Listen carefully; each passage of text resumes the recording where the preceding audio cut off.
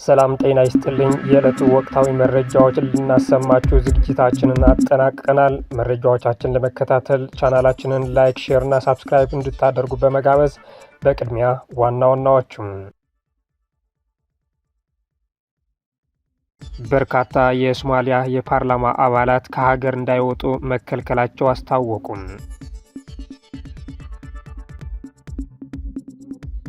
20 ግዙፍ አየር መንገዶች በመካከለኛው ምስራቅ ጦርነት ምክንያት እስካሁን ወደ 53 ቢሊዮን ዶላር ማጣታቸው ተሰማም።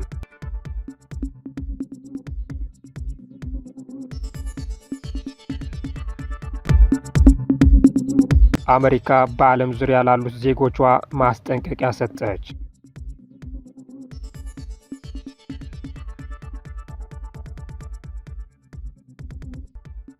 አሁን ዝርዝር ዜናዎች እናሰማችኋለን። ቻናላችንን ላይክ፣ ሼር እና ሳብስክራይብ እያደረጋችሁን አብራችሁን ቆዩ።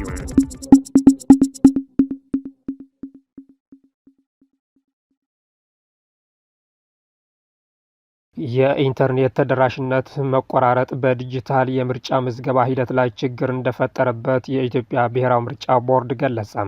በአንዳንድ አካባቢዎች ወደ ማንዋል ምዝገባ ሊመለስ እንደሚችልም ቦርዱ ስጋቱ አስታውቋል። የኢትዮጵያ ብሔራዊ ምርጫ ቦርድ ሰብሳቢ መላትወርቅ ኃይሉ የኔትወርክና የሲስተም መቆራረጥ በዲጂታል የምርጫ ምዝገባ ላይ ችግር እየፈጠረብን ነው በማለት ዛሬ መጋቢት 14 ቀን 2018 ዓ.ም በድምፅ መስጫ ወረቀት ላይ የፖለቲካ ፓርቲዎችና የግል እጩዎች ስምና መለያ ምልክት አደራደር ቅድመ ተከተል ለመወሰን በተዘጋጀው ስነ ስርዓት መክፈቻ ላይ ባደረጉት ንግግር ገልጿል። የኔትወርክ ተደራሽነት ችግርና መቆራረጥን ለመፍታት ከኢትዮ ቴሌኮም ጋር ንግግር መጀመራቸው የገለጹት ወይዘሮ ሚላትወርቅ ይሁን እንጂ የምዝገባ መዘግየት እንዳይፈጠር ኔትወርክ በሚያስቸግርባቸው አካባቢዎች ከዲጂታል ውጭ በሆነ በተለመደው አካሄድ ምዝገባውን ለማከናወን እንገደዳለን ብለዋል። የምዝገባ ሂደቱን በተመለከተ እስካሁን 47754 የምርጫ ጣቢያዎች በተደረገ ምዝገባ ከ18 ሚሊዮን በላይ መራጮች መመዝገባቸው ቦርዱ አስታውቋል። የውጭ ተፎካካሪ ግለሰቦችና ፓርቲዎች ስም በምርጫ ጣቢያዎች መለጠፋቸውን ቦርዱ ገልጿል። በድምፅ መስጫ ወረቀት ላይ የፖለቲካ ፓርቲዎችና የግል እጩዎች ስምና የመለያ ምልክት አደራደር ቅደም ተከተል ለመወሰን የዕጣ ማውጣት ስነ ስርዓት በዛሬው ዕለት ተከናውነዋል። በሱዳን ሆስፒታል ላይ በተፈጸመው የድሮን ጥቃት 64 ሰዎች መገደላቸው የዓለም ጤና ድርጅት አስታወቀ።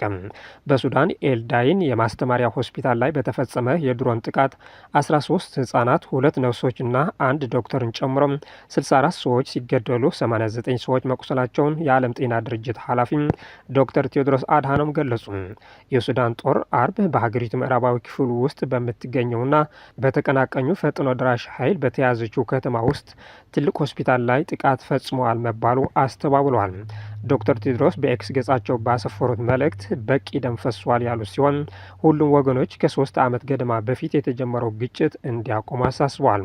ፈጥኖ ደራሽ ኃይሉ እንደሚገልጸውም በምስራቅ ዳርፉር ግዛት ዋና ከተማ ኤልዳይን በሚገኘው ሆስፒታል በድሮን የተመታው ሙስሊሞች የኢድ በዓልን ባከበሩበት ዕለት ነው።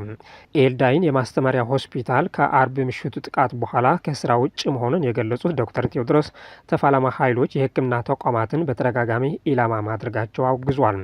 ዶክተር ቴዎድሮስ አርብ ምሽት የተፈጸመውን ጥቃት ጨምሮ ለ3 ዓመታት ያህል በቆየው ግጭት ውስጥ በጤና ተቋማት ላይ በደረሱ 213 ጥቃቶች 2036 ሰዎች መሞታቸውን የዓለም ጤና ድርጅት አረጋግጧል ብሏል። በሱዳን የተከሰተው ግጭት በማርገብ የሲቪሎችን የጤና ባለሙያዎችና የሰብአዊ መብቶችን ለመጠበቅ ጊዜው ደርሷል ሲሉም ጥሪ አቅርበዋል። የጤና ተቋማት በፍጹም ኢላማ መሆን የለባቸውም፣ ሰላም ምረጡ፣ መድኃኒት ነው ሲሉም አክሏል። ታጣቂ ቡድኑ ባወጣ መግለጫ ጥቃቱም የሆስፒታሉን የላይኛው ክፍል ሙሉ በሙሉ እንደወደመና በድንገተኛ ክፍል ላይ ከፍተኛ ጉዳት እንደደረሰ ገልጿል። ወሳኝ የሕክምና መሳሪያዎችም አውድሟል ብሏል። የሱዳን ጦር በበኩሉ ባወጣ መግለጫ ከጥቃቱ ጀርባ አለ በሚል በቀረበበት ክስ እንደተገረመ ገልጿል። ጦሩ ዓለም አቀፍ ደንቦችና ሕጎችን እንደሚያከብር አክሏል።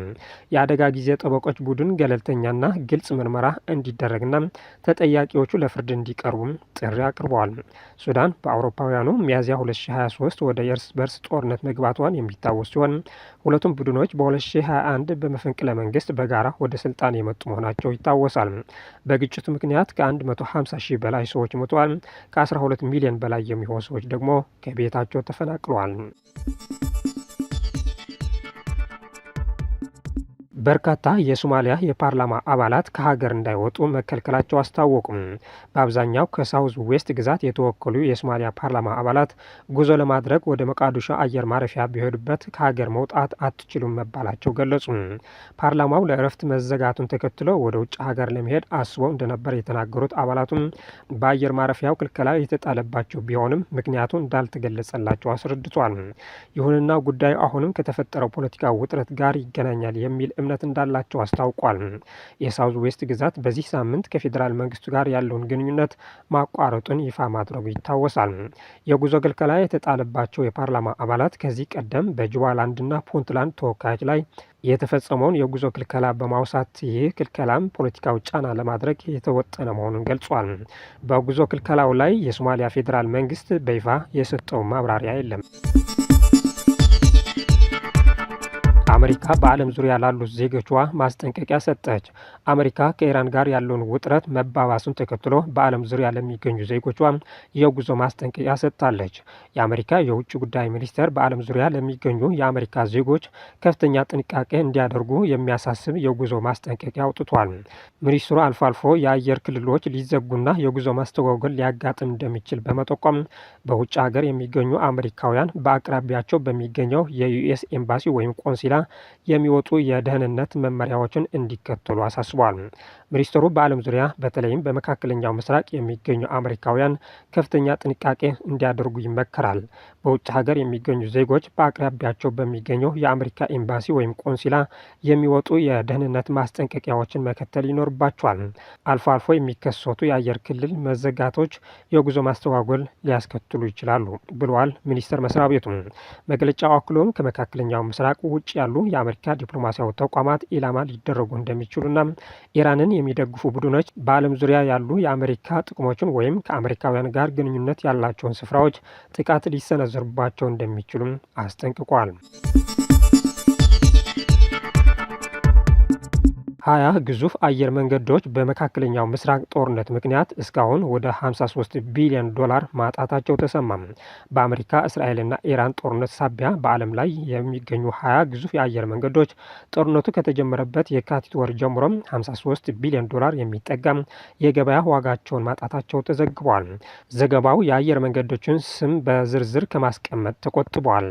አየር መንገዶቹ ይህንን ያህል ከፍተኛ ሀብት ሊያጡ የቻሉት የነዳጅ ዋጋ በመናሩ የጸጥታ ስጋት ባለባቸው ቀጠናዎች በረራዎች በመሰረዛቸው የበረራ መስመሮች በመቀየራቸው ምክንያት መሆኑን ተመልክቷል። ይህ በእንዲህ ያለ የዓለም ኢኮኖሚ ከፍተኛ ቀውስ እንዳጋጠመው እየተገለጸ ይገኛል። የዓለም አቀፍ የኢነርጂ ኤጀንሲ ዋና ዳይሬክተር ፈቲህ ቢሮል አሁን የተፈጠረው የኢነርጂ ቀውስ የዓለምን ኢኮኖሚ ለከፍተኛ አደጋ እንዳጋለጠው ገልጿል።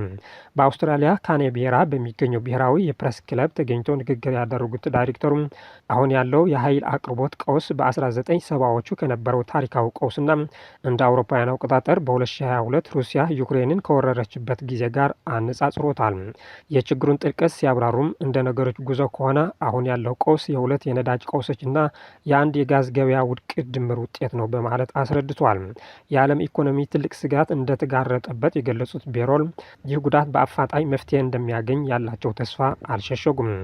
ይሁን እንጂ ቀውሱ በዚህ አቅጣጫ ከቀጠለ የትኛውም ሀገር ከጉዳቱ ማምለጥ እንደማይችል አሳስቦም ችግሩን ለመፍታት የጋራ ዓለም አቀፋዊ ርብርብ እንደሚያስፈልግ አበክሮ ተናግረዋል።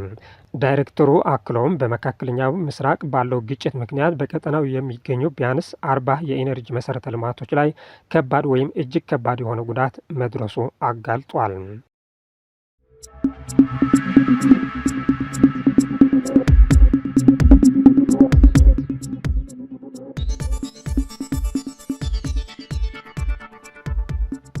ውድ አድማጭ ተመልካቾች የዕለቱ ዜናዎች እነዚህ መስሉ ነበር። ስለተከታተላችሁ እናመሰግናለን። መልካም ቀን